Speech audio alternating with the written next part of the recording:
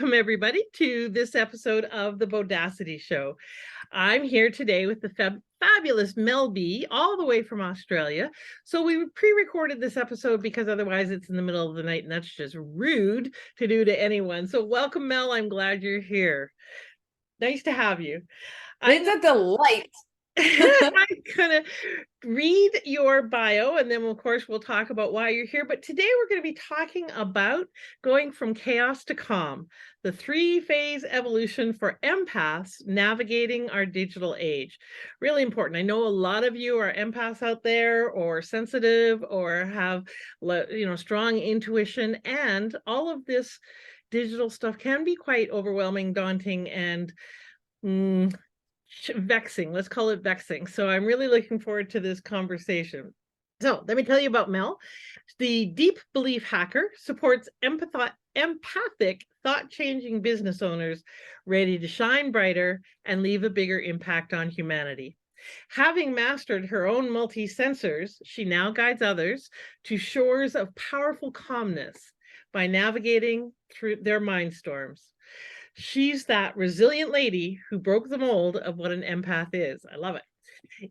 So I really want to talk about the latest evolution of empathic leadership.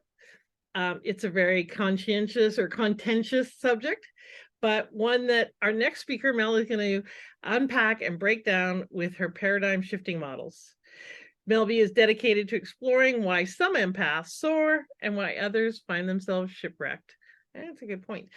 She's the award-winning thought leader of her quantum healing field, sharing her evolutionary tools. It's been a long day of neuro-knowledge. Has her featured in Yahoo and Thrive Global. Sorry, Mell. I suggest you grab a notepad and get ready for some mind-altering insights as she shares the keys and her treasure map to success. Love that. Please join me in welcoming a very warm welcome to the deep belief hacker and empaths empowerer. Okay, that one's really hard. Empaths empowerer. Welcome, Mell. Well, now that your palate is warmed up and you've articulated some big words. Exactly. All right. So how did you get, well, first, before we leap into that, because that was a lot of information about you, but tell us something that we wouldn't guess or wouldn't find on your website or wouldn't know about you just by looking at you. Oh, I don't know if some of this is on the interweb. So I am engaged to Regan, who is Regan II. So my ex-husband was also called Regan. Seriously. It is obscure and wonderful. And what's the little joke is my ex-husband was an Olympian, 6'5", like wow. Huge. And then Regan II is 5'4" and only comes up to here. So funny. That's so awesome. Well, congratulations. Clearly you have a type, at least when it comes to name. It does make it a lot easier, though. You don't have to worry about calling out the wrong name in passionate moments, so that's kind of handy. It's funny the amount of people who say that. I find that really incredulous, but there was a long period between the Regans. There were several people in between, so. Okay, there you go. So that's very fascinating. So I'm curious about why you do this work. So obviously you come from this background, being an empath yourself, but did this have its roots in being a kid and not, having an easy time there? How come you do this work? Well, unlike many out there, I didn't know this when I was a kid. In fact, I didn't know when I started being a coach 8 years ago. I discovered this, I've lost track of time in COVID. I should look it up. 4 or 5 years ago. There's just like this vortex that was COVID. Yeah. It's just like this time zone where nothing happened. Anyway, 4 or 5 years ago, I was networking and I was already a coach. I was a dating coach and relationship coach. And I was speaking to an associate. And this wave of nausea and cramp in my stomach just kind of slammed into me it was a lunchtime midway through you break between your entree and your main. And I was just chatting to her and I'm like, I need to go throw up. And she went, that's not yours, honey. That's mine. I'm waiting for a really, really bank loan for this massive deal and project I'm working on. And I'm like, pardon? And as she said that, the feeling left me immediately within seconds. And what are you talking about? Don't understand. I mean, I knew I was very compassionate and I am empathetic, but it led me down to the squirrel hole, Alice in Wonderland, of what empathy actually is versus just being empathetic. I thought I experienced anxiety, mild anxiety, most of my life. Now I realize I just feel everyone else's. So that's how I got into it, and why is pretty obvious. Like, well, I want to tell other people so they don't suffer with all of these sensory overwhelmed things that are coming in. It's not ours, especially in our digital age. Well, that's fascinating and so cool that it was that quick in the distinguishing of, not mine. And so why don't we start with you defining the difference between being empathetic and being an empath? Nice. The easiest way to describe it first, and then I can do the definitions afterwards, is we are energetic beings, and that's not spirituality, although I am spiritual. This is about the science around our senses. So science is very comfortable with anything tangible and uncomfortable with things that are intangible. However, I came across the book The Biology of Belief when I was studying and researching empathy. And I understood, with all like 236 scientific studies were, hello pussycat, were cited in the biology of belief around the proven ways that we are energetic beings. And what that means as far as empathy is, we receive signals that are beyond our basic tangible senses, such as we have knowings and we have feelings, we have gut instinct, and they've proven those to be accurate to the point where they're not proving whether that works. It's now, how do we amplify? Who are most susceptible? What circumstances can we leverage it? That's where the science is moving into. So for a tangible example for us is, we know when we've walked into a room with tension, and I'm talking way beyond body language, although of course that plays a part, but being able to feel palpable tension, aggression, it's palpable, which is a tangible experience.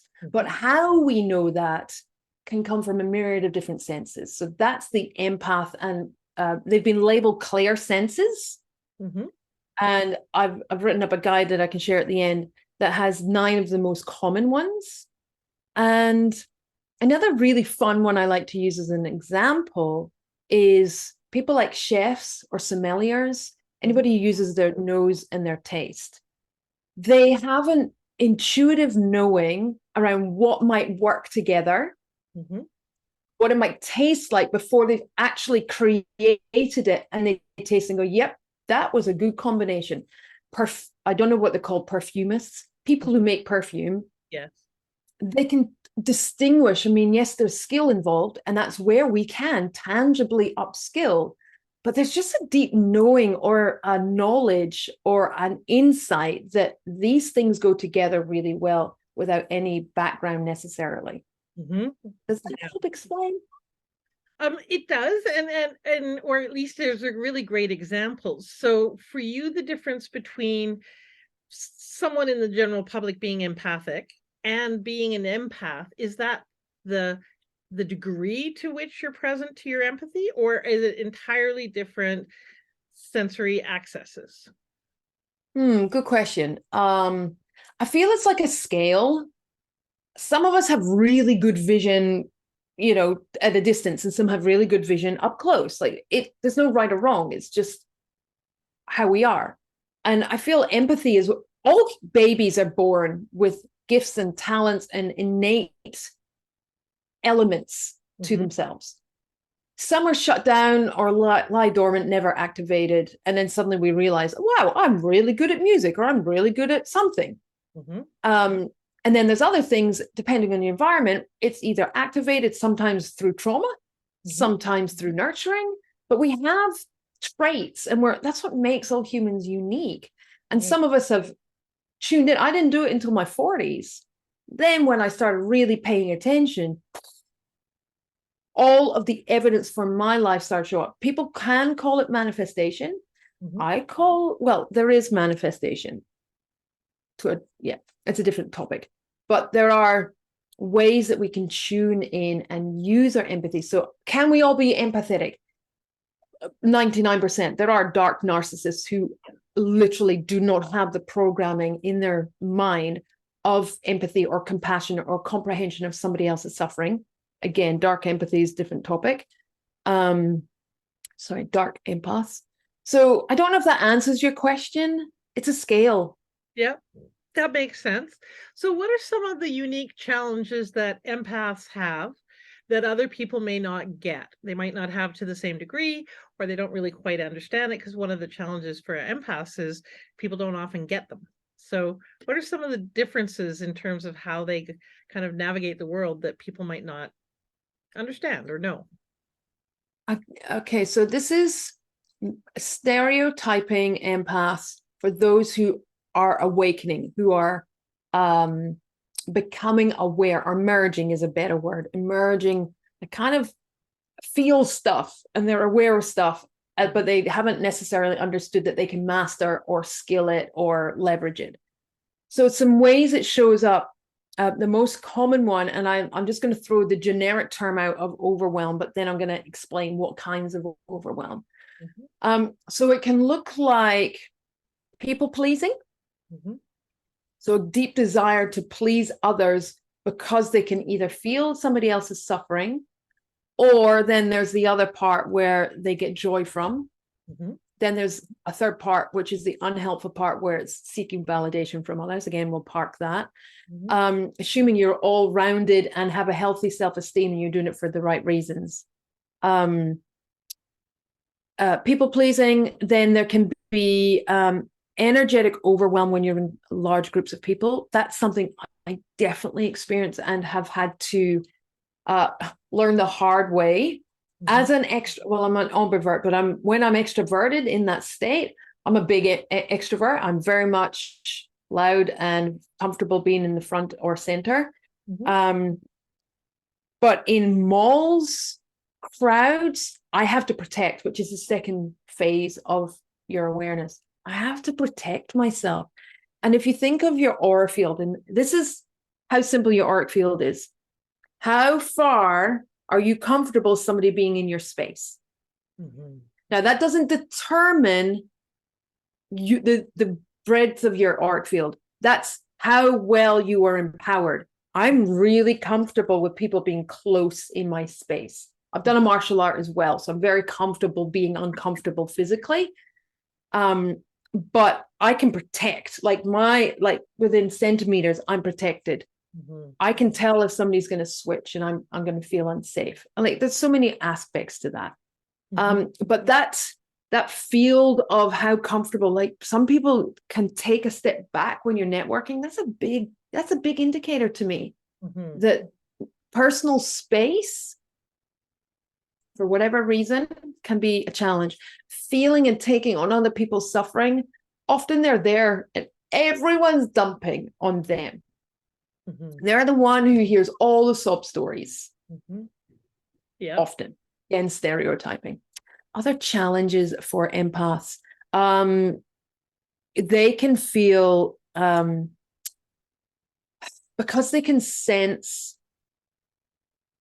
other people's energies, the judgments from others, or they're perceived, because then that's a self-esteem aspect, can stop them playing full out in life. It can stop them showing up. And that's my favorite space to play in. I'm let's protect yourself so you shine brightly. And what other people think of you is not your business. Right. That makes lots of sense. And one of the things you said right at the beginning for yourself was you didn't realize it wasn't yours. I think that's a big piece of it, right? That just because we're experiencing something doesn't mean it's ours. So you were nauseous, but it wasn't yours, which I think is a really big distinction for a lot of empaths, or a lot of people. Just because the thought's in my head doesn't mean it's my thought. Just because it's from feeling it in my body doesn't mean it's my energy. So you talk about the 3-phase evolution for empaths who are navigating the digital age, and you mentioned, referred to the second phase. So tell us about the 3 phases. Nice. So the first phase you were just talking about is that discernment, is the filtering of what's genuinely my thinking, my feelings. Mm-hmm. How do I know what's true within my being? Mm-hmm. And that's a self-awareness. It's what's the word I'm looking for? Analysis. It's critical thinking in the moment, going, well, why was I feeling sick? Did I have any reason to feel nauseous? No. I might have had food poisoning. I might have been feeling nervous, but not to that extent. So I didn't question it. I just went, oh, this has just come over me for no reason at all. And it took her to tell me that's how I'm feeling. She understood empathy better than I did. Mm-hmm. That's just my energy. And then the filtering of going, that's not mine. I don't need to experience this. So the second phase is that protection. How do I know and when? I can share a story when I didn't. And then the third phase is amplifying, being empowered, the self-mastery, leveraging, using, trusting, playing with it, and proving and testing for yourself what doesn't work.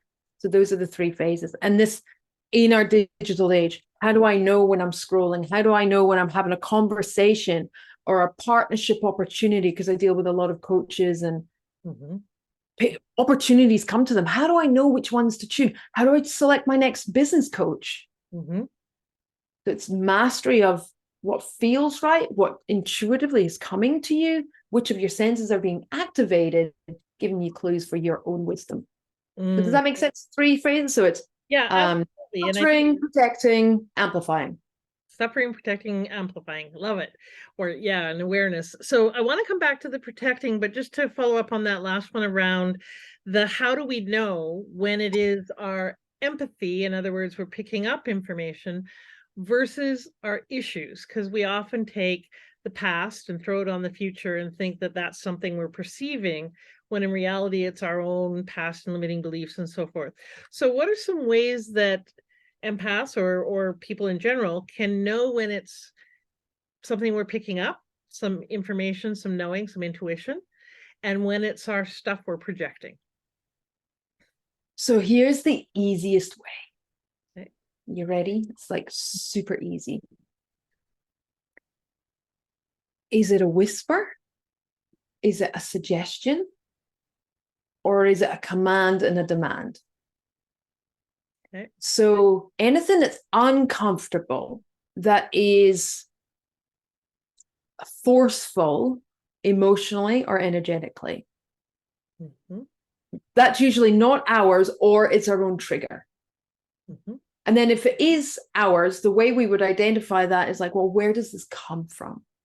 And that's the third phase, is understanding to critically assess self, to understand how to have that inner dialogue and going, well, why am I triggered right now? And the thought will come back, quiet or loud, of, well, they're just, or because this. And depending on that inner dialogue and that critical thinking, the answers and responses, you can identify whether it's your own or external. And if it's external, you can say, well, I don't want this. This is not my energy. This is their stuff. And it will clear as soon as you command or instruct or give your body the signal going, I don't give that permission to be here. I didn't accept or agree to this. That's their stuff. And it will clear. And if it stays stuck, then there may be a connection or a karmic tie or an attachment, something more that maybe needs some deeper work on.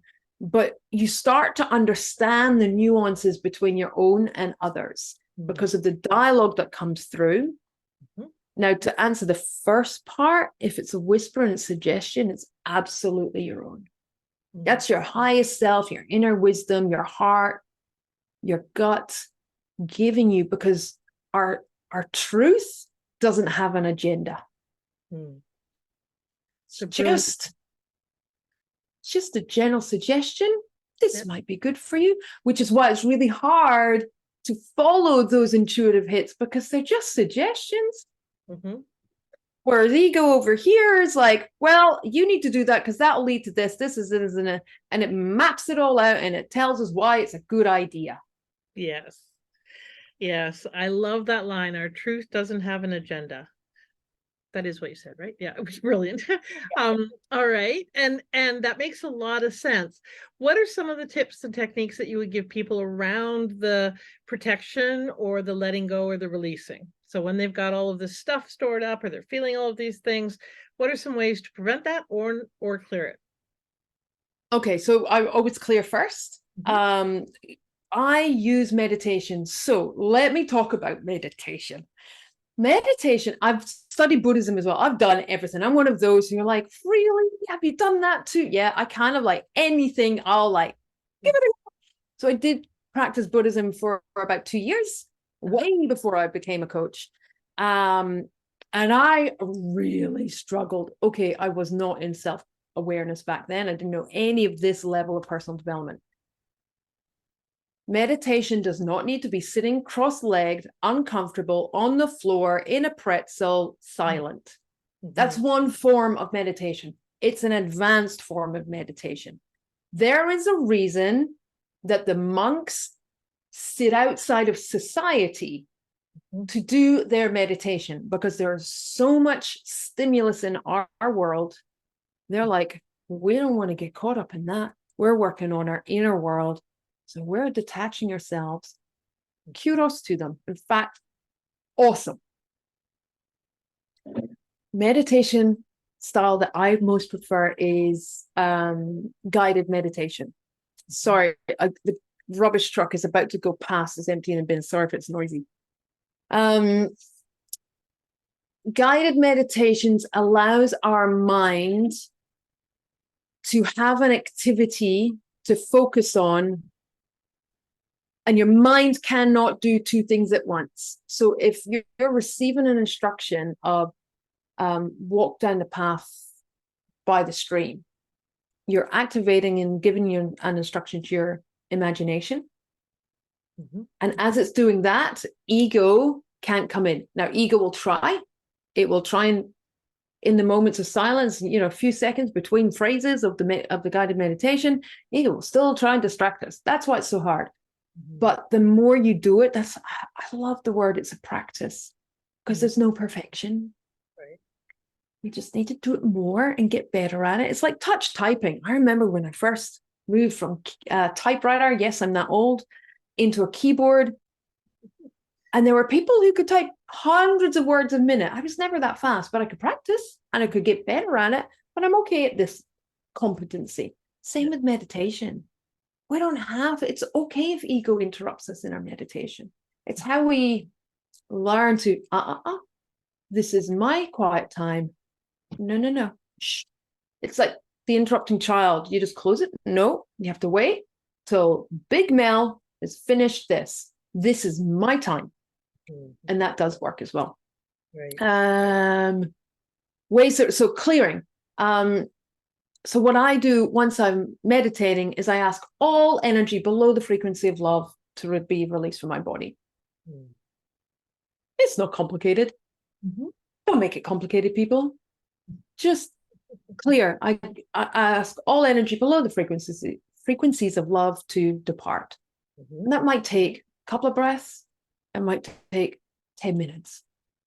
That's okay. I see you scribbling that down. Which is where the heart rates of 528, meditations, the music at 528, that's the frequency of love. 528 hertz. So that's how I clear. Then to protect, this is the fun stuff. This is where we get to really play. Some call it magic, some call it spiritual, some people call it God, whatever you want to call it. This is where we get to play with the universe, ourselves. You can use shields. I love Harry Potter's invisible cloak in one of the movies. Really, really good when you're networking. Big environments. You see someone, you're like, oh, I really don't have the energy for them right now. Cloak. They don't see you. They kind of look past you and they veer away. It's so fun. So cool. So cloak. If you're having a competitive or conflict or really hard dynamic, shield, bring up my warrior shield. And you can kind of program this in a meditation, like, okay, I visualize my my bubble, my walls, whatever substance your imagination feels it needs, and you activate them all. And what I do is I lock it in with a click. I'm like, shields up. And I believe my body knows which shield is necessary for the energy that's coming into me. Okay. Love that. And it's very practical. And you know, some people might think, oh, that sounds a little weird or esoteric, but it really does work in terms of just calling on those parts of us that know what we need and trusting that that works. So what is one of the things that you would say, so meditation, but maintaining that clear, clean space? Is there anything, because the shield's in the moment and the cloak and so forth, that's kind of an in the moment thing. Is there anything besides meditation that you do to kind of keep your space clear? Meditation? Oh, that's not true. Sorry, there is something I do once every 6 months. So I work with earth and above frequencies, which is no judgment. I have a ground worker. So they're the specialists who work with ground energy, which is deceased, passed over, or below. So I have a ground worker who clears my property. So what happens, and this might sound really freaky for some, depends on your belief systems, whatever labels you want to call these things, I just call them frequencies. You can label them. Like attracts like, but also light and dark, high and low is also like positive and negative is drawn together. Right. I don't see it as dark and evil. I do not subscribe to the media and the movie style of dark energy. Does it exist? Possibly. Do I know for sure? I've had an experience, but it wasn't frightening at all. It was kind of comical. So I think it's how we perceive it can make it scary. We create the fear. Different story. So I have a ground worker who clears my property because I'm drawing in energies that need to transmute or need to alchemize for whatever, or maybe spirits use my property to cleanse, pass over, do it. I don't even build up a community of frequencies that need. Otherwise, it's just daily. Whenever I'm with a client and my process that I guide them through their clearing and their energy field, I do myself and the property at the same time. And so I'm doing it multiple times a day. But it's not hard. I just do it multiple times because I've got lots of people coming into my home office to do the work. And sometimes they're bringing in energies that I'm clearing at the same time. Does that make sense? Yeah, totally. And I do apologize. I've got a bad internet connection, so you're a little choppy. And if this is a really bad recording, I already, got Mell's agreement that we'll re-record it because I think it's very valuable information. And I know so many of you are very sensitive, whether you're considered to be a highly sensitive person or you're an empath or whatever you want to call yourself, you just feel things perhaps more, or things are a little more energetically imposing for you, and navigating all of this digital online world can be a lot. So I think it's very important to have these conversations and to say, no, you're not crazy. No, you're not wrong. No, you're not, some kind of weirdo. So tell me how you work with people and what kind of people you work with and how do you help them? Love it. By the way, I'm borrowing imposing. I haven't used that word in my language. I like it. Like energy is imposing on us. Gate crashers. How do I work? So I love, my favorite people are empaths who are serving the world. Mhm. So they might call themselves light workers, they might be coaches, they might be Reiki healers, whatever is of service in the world, they're my people. They want to make an impact on the world with their community, whether that's small, local, like within their own region. They don't maybe have global aspirations, but they deeply care. And they find, I used to come across coaches who said they could only do so many client sessions per week because it was overwhelming. Big flag for me is like, you're not purging, you're not cleansing, you're taking on. No much wonder. Of course, that's hard work. You just need to learn some techniques and or understand what you're doing from your own wounds or from your own attachments or your own past life imprints that you've carried over from yourself or your ancestors. So that's the kind of work I do, is help people be empowered as an empath. That's my ultimate thing. Love helping people be empowered and not let it limit them. Oh, Exactly. So how do people find out more about you? So tell them your website and spell it out. It's nice and easy. super easy. Like you can, my website is 4 characters long. So it's Melby, M-E, 5 characters, MELLB.com. Melby, because my surname Balment is too hard to pronounce for some continents, is especially Melby.com. And where I suggest you go is /resources. Okay. In there, I've got a bunch of different stuff that can help, including the Claire Sense Guide. There's the 10 senses, the 10 traits of empaths. There's a bunch of stuff that you can explore. Start to do what I did. Study, understand it, analyze this, assess yourself, have more self-awareness. Love it.